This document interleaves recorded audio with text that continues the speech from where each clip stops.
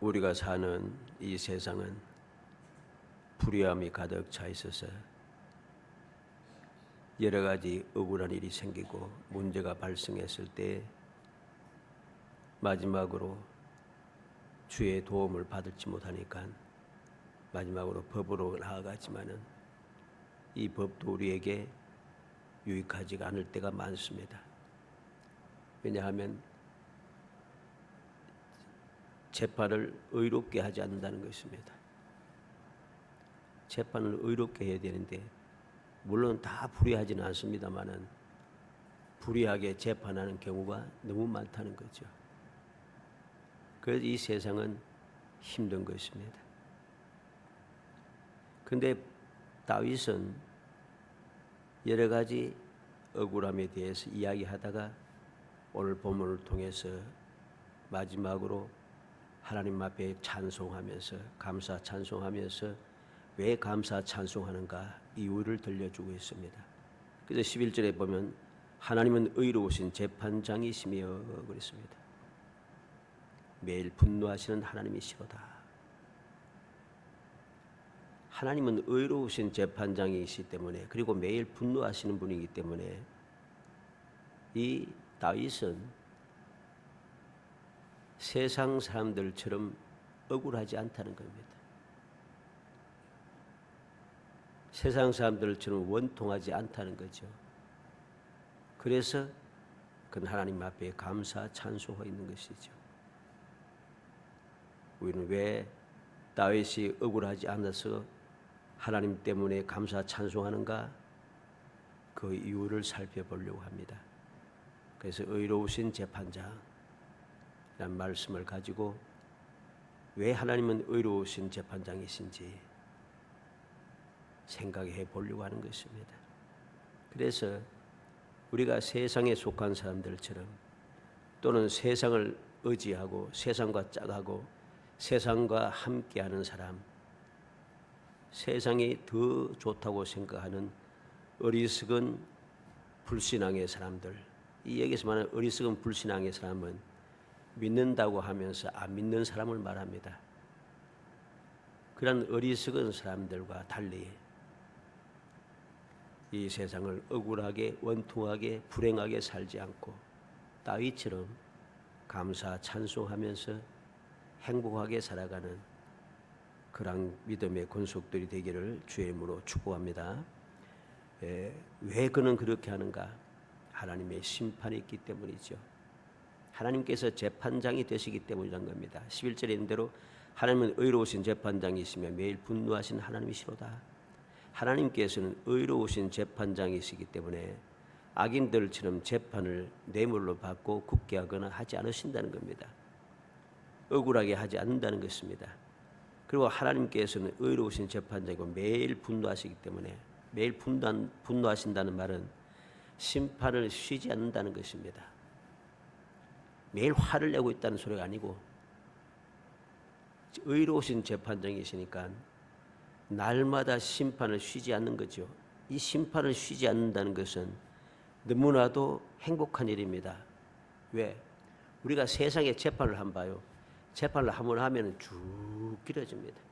아무것도 아닌 재판인데 이건 뭐 정치적인 이야기라 안 좋은 이야기입니다만은 예를 들어서 그 의원이 되기 위해서 국회의원이 되기 위해서 이제 선거를 합니다. 그런데 당선됐습니다. 그래서 불의함이 있었습니다. 법을 어겼어요. 그런데 재판을 하면 얼마까지 합니까? 4년 동안 합니다. 죄가 분명한데 바로 끝내야 되는데 4년 동안 임기를 다 마칠 때까지 끝날 때쯤 돼서 심판을 나오니까 4년 동안 국회의원 다 하고 할 짓 다 하고 난 다음에 이제 그만두고 나면 한 6개월 길어야 한 6개월. 그래서 사람들이 욕하지 않습니까? 이뿐만 아니고 억울한 일을 만나서 억울한 일을 만난 사람이 재판을 한다. 재판을 걸었습니다. 그러면 억울한 사람은 대체적으로 힘이 없고 돈이 없고 여러 가지 부족한 사람들입니다. 그럼 이 재판이 어떻게 돼요? 질질 끌어가지고서는 어떤 재판은 한 10년 끈다고 합니다. 그런 재판 예가 있어요, 실제로. 이기긴 이겼는데 아무런 이익이 없는 거야.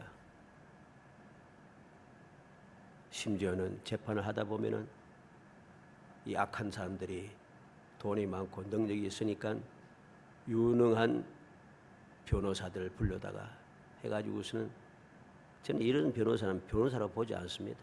악당들이죠. 법을 교묘하게 만들어서 죄 있는 사람이 죄가 없어지고 죄 없는 사람이 죄가 있는 사람이 되어서 반대가 되어버린다는 거죠. 이런 일은 세상에 너무나도 많습니다. 그래서 이 세상에는 억울함이 가득 차이고 원통함이 가득 차 있는 거죠. 이런 화가 가득 차 있기 때문에 여러 가지 문제가 끊임없이 발생하는 겁니다. 재판을 질질 끈다는 거죠. 그런데 하나님은 매일 분노하신다. 즉 매일 심판하신다는 겁니다. 매일 재판하시고 심판하시니까 하나님께서 날마다 재판하고 심판을 하시니까 억울할 일이 없어요. 악한 사람들이 악당들이 설칠 이유가 없다는 것입니다. 잘 먹고 잘 살면서 그렇게 활개치며 다닐 수 없다는 것이죠. 왜? 하나님은 의로우신 재판장으로 날마다 심판하시기 때문입니다. 그러므로 악인들이 무사태평하게 살거나 삶을 즐길 수가 없다는 것입니다. 신명기 10장 17절 18절에 너희 하나님 여호와는 신 가운데 신이시며 주 가운데 주시오 크고 능하시며 두려우신 하나님이시라. 사람을 외모로 보지 아니하시며 뇌물을 받지 아니하시고 고와 과부를 위하여 정의를 행하시며 나그네를 사랑하며 그에게 떡과 옷을 주시나니 그랬습니다. 하나님 여호와는 어떠한 분이신가? 신 중에 신이요 주 가운데 주시오 크고 능하시고 두려우신 하나님이시라.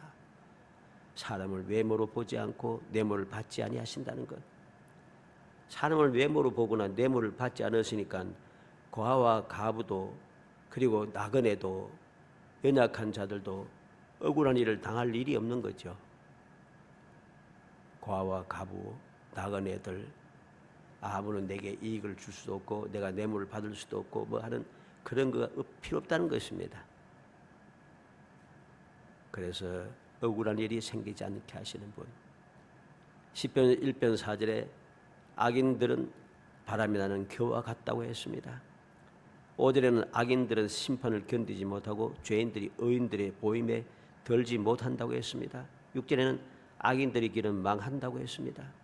그런데 세상은 어떠합니까? 세상은 악인들이 바람이 나는 겨가 아니라 말뚝을 든든히 받고서는 아주 큰 소리치며 살아갑니다. 악인들은 심판을 견디지 못하는 게 오히려 심판하는 것을 재판하는 걸 더 좋아합니다. 죄인들이 의인의 모임에 들지 못하게 되는데 오히려 그들이 의인이라고 주장하면서 큰 소리치며 살아갑니다. 망하기는커녕 그들은 점점 더 잘 되고 있습니다. 이걸 보니 억울해서 못 사는 거죠. 그래서 성실하게 법을 지키며 사는 것이 바보다 하고서는 요즘은 잘 안 지키는 경우가 많아졌죠. 그러나 하나님 앞에서는 그렇지 않습니다. 이러한 잘못된 세상을 의지하고 그 세상을 바라보며 그들과 함께 살아가는 사람들, 그들 의지하는 자들은 이러한 원통한 일을 당할 수밖에 없습니다. 그러나 하나님을 믿고 의지하며 하나님께 모든 것을 맡기는 사람, 하나님께서 의로운 재판장이심을 믿는 믿음의 사람들은 그러한 억울한 일을 당하지 않게 돼 있어요. 왜? 하나님께서 의롭게 공의롭게 재판해 주시기 때문입니다. 두 번째로는 하나님께서는 심판을 준비해 두셨습니다. 12절로 13절의 말씀이죠. 사람이 회개하지 아니하면 그가 그의 칼을 가시며 그의 활을 이미 당겨 예비하셨도다.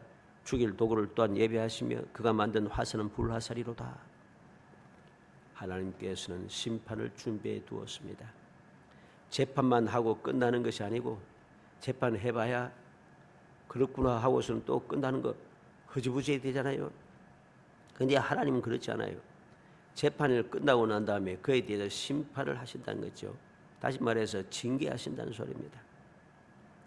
그렇게 하기 위해서 다 준비를 해 놓았어요. 벌써 회개하지 아니하면 자기의 잘못을 깨닫지 못하고 큰 소리 치고 악한 일을 계속하고 의로운 사람을 괴롭히고 연약한 자들 괴롭히고 억압하는 자들은, 회개하지 않고 그렇게 큰 소리 치며 살아가는 자들은 하나님께 그들 위해서 칼을 가십니다. 활을 이미 당겼습니다. 칼도 가시고 칼이 잘 들도록 활을 이미 당겼습니다. 놓기만 하면 날아갑니다. 죽일 도구를 또한 예비하셨습니다. 그리고 그 만든 화살은 불화살이라고 했습니다. 끝까지 회개하지 않는 악인들을 즉각적으로 심판하실 도구가 준비되어 있고, 그 도구가 사용될 때 그들 멸망당할 수밖에 없습니다. 왜? 불화살이니까. 그 불화살을 맞으면은 심판의 불화살은 결국 그들 멸망시키는 것이죠. 그 세 번째로 악인의 죄와 보응에 대해서 말씀합니다.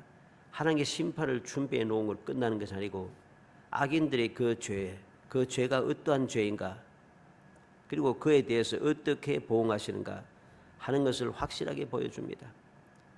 14절로 16절에 악인이 죄악을 낳으며 재앙이 되어 거짓을 낳았도다. 그가 웅덩이를 파만들며 재가 만든 함정에 빠졌도다. 그의 재앙은 자기 머리로 돌아가고 그의 포악은 자기 정수리에 내리리로다. 악인이 죄악을 낳고 재앙을 베어 거짓을 낳았다 합니다.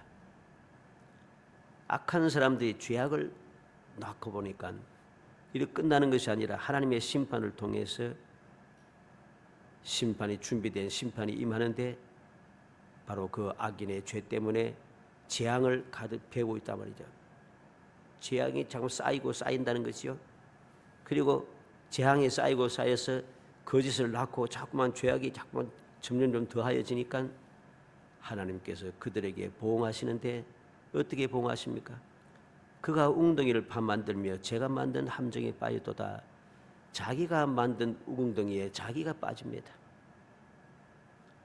그의 재앙은 자기 머리로 돌아가고, 그가 재앙을 점점 쌓았고 거짓말을 쌓았고 하던 점점 그 모든 재앙은, 다른 사람들에게 베풀려고 했던, 덮어 씌우려고 했던 그 재앙이 자기의 머리로 돌아가고, 그들이 다른 사람에게 했던 그 포악한 악한 일들은 자기의 정수리에 내려버립니다. 무슨 말이겠습니까? 자기 머리로 돌아가고 정수리에 내린다는 소리가 무슨 소리예요? 피할 수 없다는 것이고 반드시 멸망당한다는 소리입니다. 재앙이 머리에 내리고 정수리에 그 하나님의 그 정수리 죄악이 탁 내리기 시작하면, 심판이 내리면은 머리가 박살나는 거죠. 살 수가 없는 것입니다. 우리는 기억하고 기해야 됩니다. 악인이 죄악을 낳고 재앙을 베어 거짓을 낳았다는 것은 오랫동안 면밀하게 계획을 세워서 악을 계속해서 행해 왔다는 소리입니다. 이러한 자들을 하나님께서 결단코 그냥 두지 않으시고, 그들이 행했던 모든 것, 쌓아두었던 모든 것을 그들의 그 악한 자들의 머리에 내려서 그 모든 것을 자기 자신들이 당하도록 의로우신 재판장께서 그렇게 보응하시는 것이죠. 우리는 야고보서 1장 15절에 욕심이 인득한 즉 죄를 낳고 죄가 장성한 즉 사망을 낳느니라 했습니다. 욕심이 자꾸만 쌓이기 시작하면 그 욕심이 죄를 짓게 되고, 죄를 자꾸만 반복해서 짓게 되면 그것이 결국 나를 멸망에 이르게 한다는 것이죠. 내가 판 웅덩이에 내가 빠지고, 내가 이제까지 쌓아두었던 모든 재앙과 모든 포악한 것은 내 머리에, 내 정수에 내리는, 다시 말해서 하나님께서는 행한 대로 보응하신다는 그런 말씀이죠. 우리가 명심해야 됩니다. 세상은 행한 대로 보응을 받지 못하고 엉뚱하게 판단되고 심판하는 경우가 많습니다만, 하나님 앞에서는 결단코 그렇게 되지 않는다는 것입니다. 인간은 악인과 싸우다가도 시간이 지나면 지쳐서 허지부지해지거나 오히려 당하게 됩니다. 재판이 길어지고 결국에는 악인이 이깁니다. 힘없는 사람은 너무 억울합니다. 그러나 그것이 법이라고 합니다. 그러니 더욱더 우라가 치솟습니다.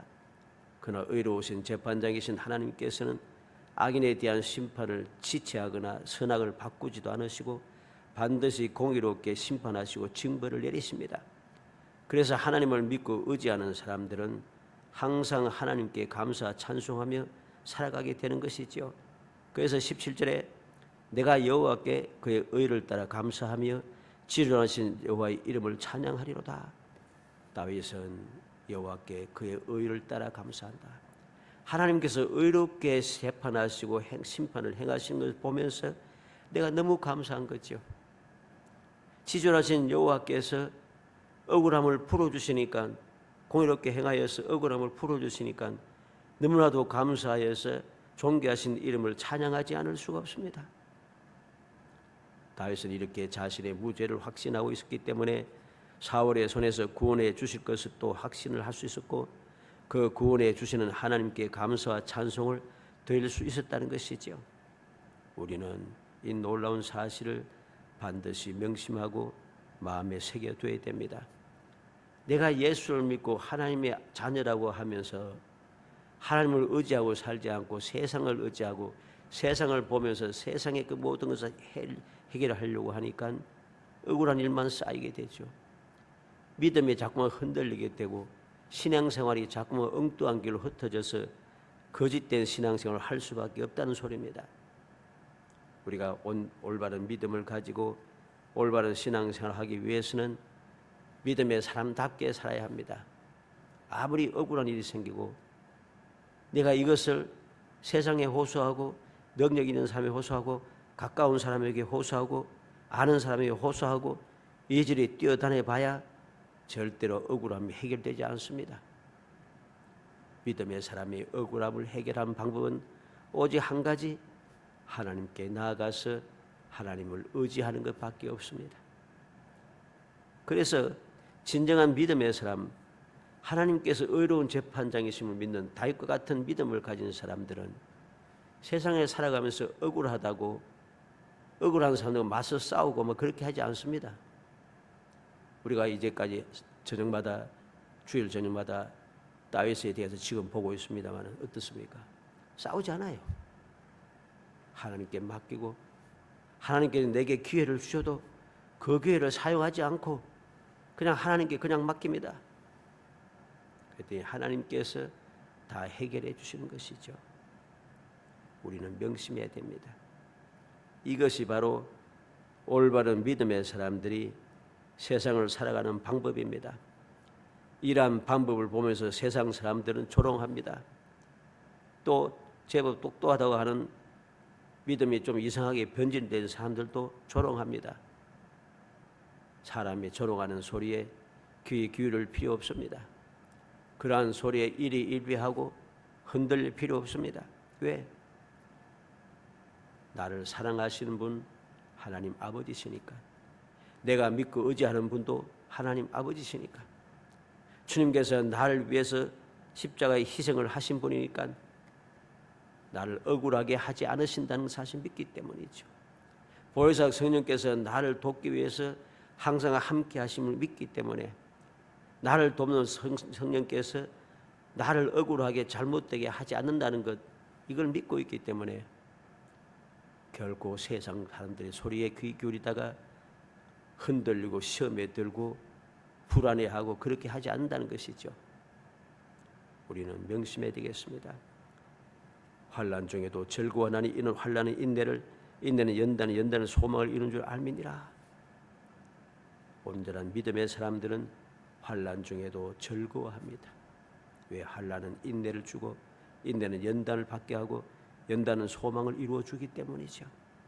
그래서 혹 힘든 일이 언제 해결될지 모르고 계속해서 어려움이 있고 억울한 일이 계속된다 할지라도 그것 때문에 내가 시험에 들고 넘어지지 않는다는 것입니다. 하나님의 약속을 굳게 믿으며 나아갈 때에 하나님께서 가장 합당한 시간에, 내게 가장 유익한 시간에, 내게 가장 좋을 때에 역사해 주신다는 것입니다. 역사해 주시는 것이죠. 그래서 우리는 평안하게 주를 의지하고 살아갈 때에 우리는 평상시에도 어려움 중에도 평안하게 살아가고 결정적인 순간에 이르렀을 때 하나님께서 확실하게 해결해 주심으로 우리는 행복함이 넘쳐나는 것입니다. 살아가는 성도 여러분, 세상살이가 왜 어렵습니까? 죄 때문입니다. 사람들이 왜 타락합니까? 죄 때문입니다. 악인들이 왜 점점 많아집니까? 죄 때문입니다. 취직은 왜 힘들고 사업은 왜 잘 안 됩니까? 불경기입니까? 아닙니다. 죄 때문입니다. 모든 문제들은 죄 때문에 일어난 것입니다. 이러한 사실을 깨닫지 못한 어리석은 사람들은 마귀와 그 마귀의 추종자들과 마귀의 앞잡이들은 죄가 아니라고 이야기합니다. 그리고 상황에 따라서 환경에 따라서 시대에 따라서 언제나 그럴듯한 논리로 이유를 설명하기 시작합니다. 그 설명을 들으면 너무나도 그럴듯합니다. 그래서 대부분의 사람들이 그 말에 설득이 됩니다. 그리고 그들의 주장대로 정신없이 화를 내면서 파괴적으로 움직입니다. 결국은 거짓된 선동자들만 잘 먹고 잘 살고 아무 생각 없이 날뛰던 사람들은 아무것도 이루지 못하고 더욱더 삶이 피폐해집니다. 또 선동되고 결국엔 멸망에 이르게 되는 거죠. 이게 억지로 하는 이야기 아닙니다. 인류의 역사 아닙니까? 역사를 여러분이 똑바로 봐야 돼요. 세상에 왜 문제가 생겼습니까? 전쟁은 왜 생기고 여러 가지 다툼은 왜 생기고 왜 그렇게 생겼습니까? 세상 살이가 왜 힘들습니까? 죄악 가운데 살아가기 때문입니다. 욕심을 버리고 죄에 휩쓸리지 않고 죄에 먹히지 아니하고 어렵게 믿음으로 살아가면은 어려울 일이 없다는 소리입니다. 타락할 일도 없고 취직이 힘들고 사업이 힘들다 이러한 일이 생길 수가 없는 것이죠. 자꾸만 죄를 짓고 하나님의 뜻을 어기고 주님을 의지하지 아니하고 그렇게 살아가니까 문제가 발생하기 시작하는 것입니다. 그러다 보면은 왜 안 되는데 믿음과대로 살고 말씀대로 사는데 왜 안 되는데 기도해도 왜 안 되는데 한 원망이 생깁니다. 원망이 생길 때 이 마귀의 추종자로 마귀 앞잡이들이 거짓된 자들이 그럴듯하게 이야기합니다. 성경을 그럴듯하게 해석을 합니다. 그러면 손가락 넘어가는 거예요. 그래서 멸망에 이르게 된 거죠. 어려운 문제를 해결하기 위해서는 죄를 해결해야 되는데 오늘 말씀에 뭐라고 했습니까? 12절에 사람이 회개하지 아니하면 회개해야 하는 거예요. 회개하지 않고 죄를 그대로 가지고 있으니까 문제가 해결되지 않습니다. 세상 사람들이 거짓된 자 이야기 들으면 너무 그럴듯합니다. 그럴듯한 이야기를 들으니까 화가 납니다. 그러니까 믿음의 사람들처럼 믿음으로 살지 않고 자꾸만 세상 사람들처럼 살아갑니다. 잘 되겠습니까? 잘 안 되죠, 당연히. 평안하겠습니까? 평안할 수 없습니다. 감사와 찬송이 나오겠습니까? 감사와 찬송이 나올 수가 없습니다. 우리는 오늘 말씀을 통해서 단순하게 다윗이 이렇게 했다라고 끝내버리면 이 말씀이 내게 아무런 유익이 없어요. 다윗의 이 말씀을 통해서 우리는 어떠한 교훈을 받아야 됩니까? 그렇게 억울한 일이 그렇게 많았음에도 불구하고 그는 사람에게 호소하고 사람에게 의지하고 하지 않고 오직 하나님께 호소하고 하나님만을 의지하고 하나님의 심판을 기다리고 있었습니다. 그렇기 때문에 그는 감사 찬송할 수 있었던 것이죠. 모든 믿음의 사람들의 삶은 항상 그러합니다. 주님께서도 세상에 계실 때 바로 그러한 본을 보여주셨고 그리고 결국은 주님 승리하셨죠. 모든 원수 대역들이 마귀의 앞잡이들이 앞장서서 예수님을 십자가에 못 박아서 승리했다고 큰소리치고 있었고 조롱했지만은 주님은 말씀하신 대로 사흘 만에 부활하셨고 부활하신 주님은 그냥 끝나고 바로 끝나지 않으시고 이 세상에 항상 함께 하시면서 부활하신 주님께서 믿음의 사람들을 불러 모으시고 그들에게 부활의 영광을 소망을 보여주고 그들에게 장차 일어날 소망의 즐거움을 깨우쳐주고 이 모든 것을 잊지 않고 기회가 끝까지 지키며 끝까지 이 소망을 전하게 하기 위해서 약속하신 성령을 받기까지 이 예루살렘을 떠나지 말라고 말씀하시고 그리고 그들의 보는 눈앞에서 하늘로 올라가시고 그것을 바라보고 있는 제자들을 향하여 천사들이 뭐라 합니까? 너희들이 올라가심을 본 그대로 다시 오시리라. 소망을 주신 것이죠. 우리는 이 사실을 명심해야 됩니다. 다윗의 이 고백을 통해서 다윗의 믿음을 본받아 나도 억울한 일이 생겼을 때에 세상을 향하여 세상의 방법으로 해결하려고 하지 말고 믿음의 사람답게 믿음의 방법으로 해결하여 하나님께 의지하고 하나님께 맡기고 하나님께 아뢰고 하나님께서 해결해 주실 때까지 믿음으로 기다려서 가을띠 다윗처럼 감사와 찬송이 넘치는 삶, 험악한 세상이라도 날마다 행복하고 날마다 천국의 기쁨을 누리며 살아가는 정말 복 있는 성도, 지혜로운 성도가 되시기를 주의 이름으로 축복합니다.